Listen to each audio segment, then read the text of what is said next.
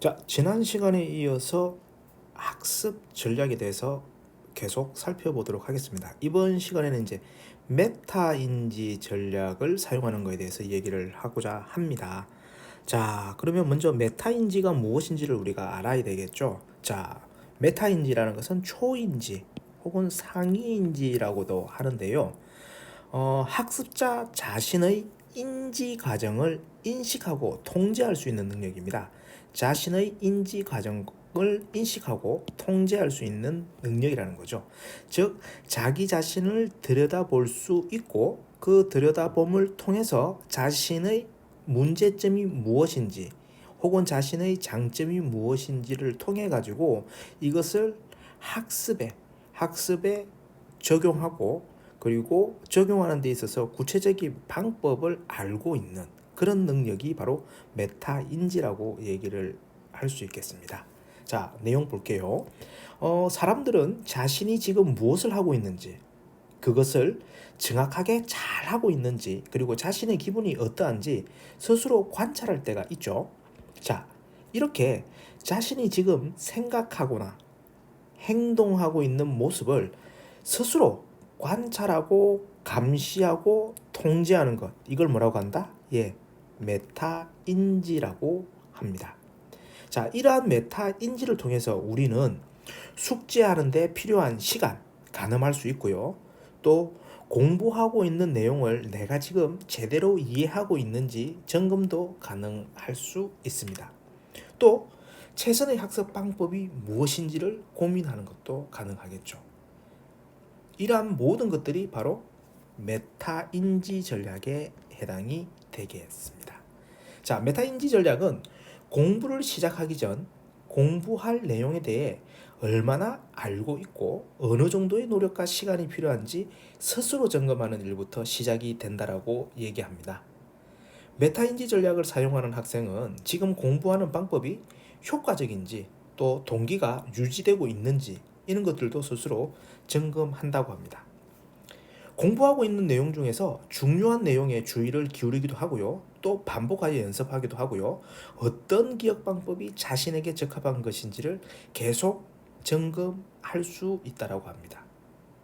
혹은 공부하면서 만약에 주의가 산만해지거나 실증이 날 때 이때 무작정 공부하는 것이 아니라 잠깐 쉬었다가 다시 공부하는 것도 바로 메타인지 전략을 활용하는 것에 해당이 됩니다.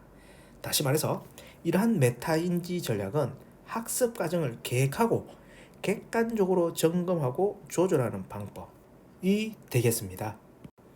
자, 그러면 메타인지를 전략적으로 사용하는 구체적인 방법과 관련해 가지고 그 내용을 살펴보겠습니다.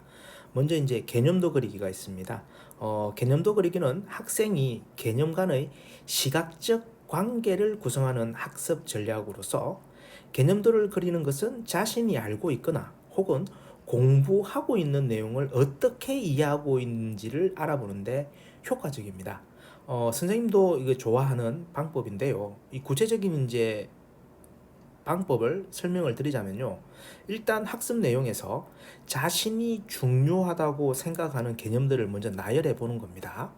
그리고 나열된 개념들 중에서 의미적으로 또 서로 가깝다고 생각되는 것들이 있겠죠. 이런 것들은 다시 가까이 배치를 시키는 겁니다. 혹은 예, 의미적으로 가깝다고 생각되는 것들을 선으로 연결해도 됩니다. 자, 연결선 위에 두 개념 간에 어떻게 연결되는지를 또 적어 놓으면 나중에 보기 쉽겠죠. 예를 들어서 뭐 A 개념이 B 개념을 포함하는 관계라면은 연결선 위에다가 뭐 포함한다라고 적는 그런 것도 되겠습니다. 그래서 전체적으로 이제 개념들을 다시 정리해 보는 겁니다. 그래서 내가 어떻게 이해하고 있는지를 객관적으로 바라볼 수 있게 되는 거죠. 자, 개념이 약한 친구들은 이런 방법 써보시기를 추천드립니다.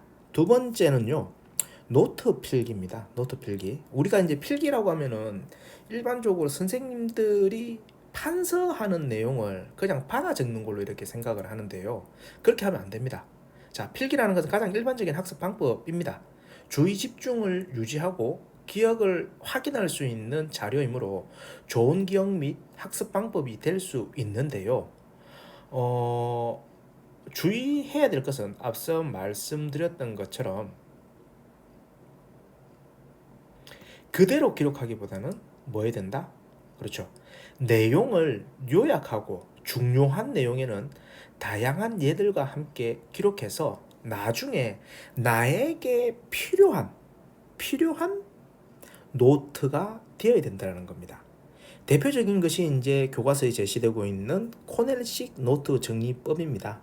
1번에는 과목명 수업 주제 요일 이렇게 적고요. 그 다음에 이제 2번 여기에 주된 수업 내용을 적게 되는 겁니다. 그리고 수업이 끝나고 난 다음에 요 필기한 내용을 바탕으로 해가지고 3번에다가 스스로가 필기 영역에 있어서의 내용의 핵심이나 그리고 관련된 어떤 질문을 한다고 하면 어떤 것을 할 수 있는지를 갖다가 적어보는 겁니다. 그리고 네 번째, 요 영역에서 필기 영역을 다시 한 번 더 요약을 해 보는 겁니다. 2번이 주로 이제 선생님의 판서 내용으로 이루어진다라고 한다면 3번과 4번은 그렇죠. 메타인지가 적극적으로 활용되는 영역이 되겠고요. 2번에서도 단순하게 수업 내용, 다시 말해서 판서를 그대로 옮기기보다는 선생님이 수업 시간에 해주시는 뭐 예시라든지 그 다음에 본인이 추가적으로 표시할 수 있는 부분들은 그렇죠. 주도적으로 여기서 표시가 되어야 되겠습니다. 자, 이번에는 이제 질문하기입니다. 지금까지 살펴보았듯이 수동적으로 학습하는 거, 이것은 이제 어떤 한계가 있을 수밖에 없습니다. 그래서 학습에 대해서 우리는 능동적으로 나아가야 되고, 그 능동적으로 나아가는 구체적인 모습이 능동적으로 생각하고 이해하려고 스스로 노력해야 된다는 거죠. 그런 의미에서 뭐 선생님이 질문을 할 때 거기에 대해서 대답을 하거나 혹은 또 학생이 수업 내용에 대해서 직접 질문을 해보는 것, 이런 것들은 아주 바람직한 능동적인 모습이 되겠습니다. 공부하는 학생들 보게 되면 이런 형태 많이 있습니다. 마치 본인이 수업을 하는 것처럼 혹은 수업을 하면서 또 본인이 학생이 되어가지고 그러한 내용에 대한 추가적인 또 질문을 만드는, 그러면서 그 과정 자체로서 학습을 즐기는 학생들을 볼 수가 있습니다. 이처럼 이 질문이라는 것은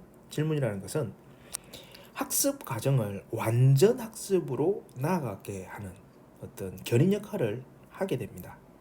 자, 학습 전략과 관련된 마지막 내용, 학습 동기 높이기인데요.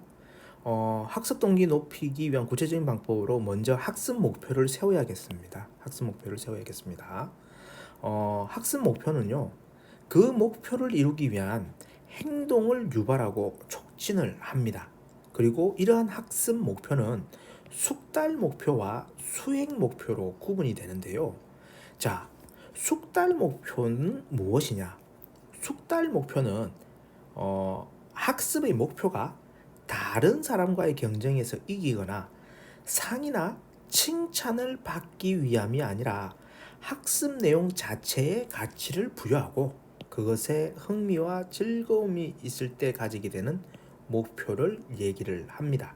그래서 숙달 목표를 가진 학생은요, 일단 실패에 대한 두려움이 없고요, 다른 사람이 자신을 어떻게 평가할 것인가에 대해서 관심을 가지기보다는 자신이 학습한 내용을 얼마나 잘 이해할 수 있는가에 관심을 가지고 있습니다.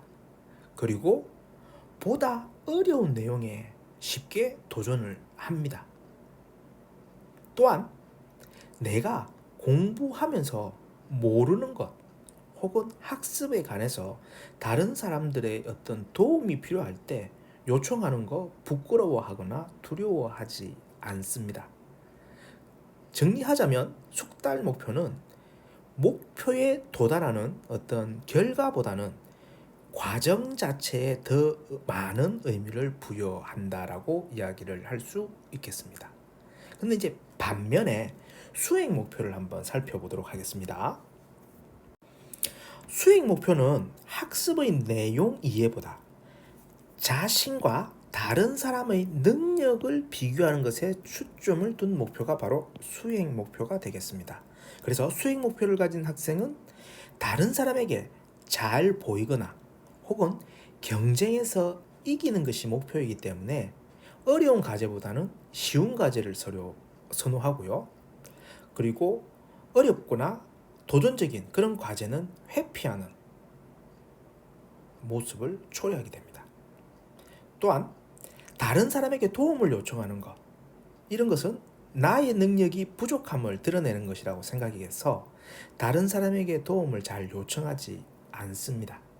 자, 이렇게 본다라고 하면은 결국 숙달 목표에 우리가 더 관심을 가져야 된다는 거죠.